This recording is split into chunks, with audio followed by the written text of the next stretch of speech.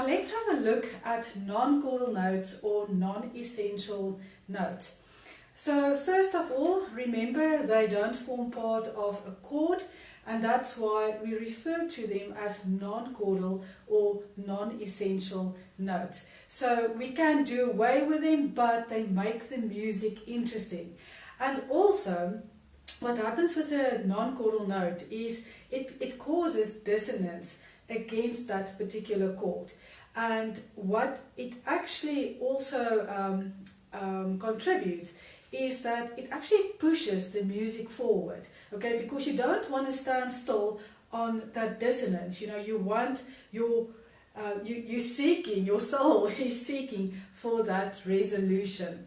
Okay, so in the previous grades we already looked at the passing note and the auxiliary note, so I'm just going to very quickly look at them. So sorry, there is your passing note. So it passes between two notes that are a third apart, and it can either be within the same chord. So on both these chords I have a chord 1, okay, but it could also say have been chord 1, 2, 3, okay, so just as long as it doesn't form part of the chord.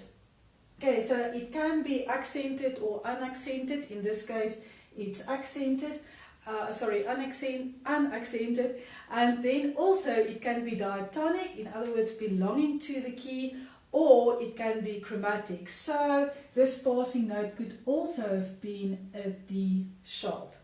Then if we look at the auxiliary note, we have two different auxiliary notes, and that's the upper and the lower auxiliary note.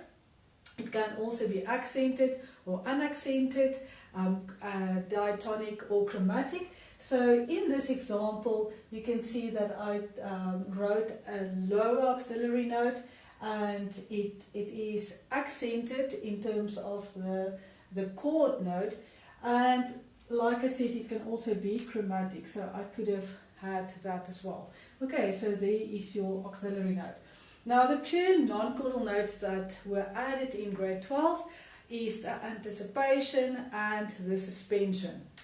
Okay, so if you just think of the word anticipate, it's thinking of something before it actually happens. Okay, so that's what an anticipation does in music as well. So what we do is we take a note from a chord and we hold it against the previous chord. Okay, so I'm anticipating something of the next chord. In this case, I used the C. So if you look at your chord, I've got a chord 5 in C major, so it's G, B, D, and you can see that the C isn't part of it, so it's dissonant against the particular chord. Okay, and often you'll see that you get an anticipation at the end of the bar and that there's a tie. You don't have to have a tie, and it can be anywhere in your music. Of course, it's going to be unaccented because your resolution carries the accent there. And then if we look at the suspension, suspension is exactly the opposite of the anticipation. So you're keeping something from a particular chord over, you're suspending it into the next chord. Okay, so here you have that example. I use the leading tone. So my chord is E, G sharp, B. So I'm holding the G sharp over into the next bar, and then it resolves to my A, which forms part of my tonic chord. Just one thing that you need to remember, if your time signature is a triple time signature, and like you can see in this example, your your suspension is going to take the longer part of the beat or of the bar.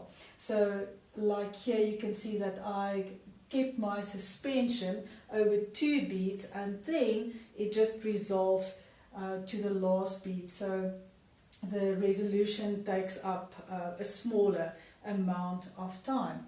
And that is basically just a quick refresher of your non-chordal notes.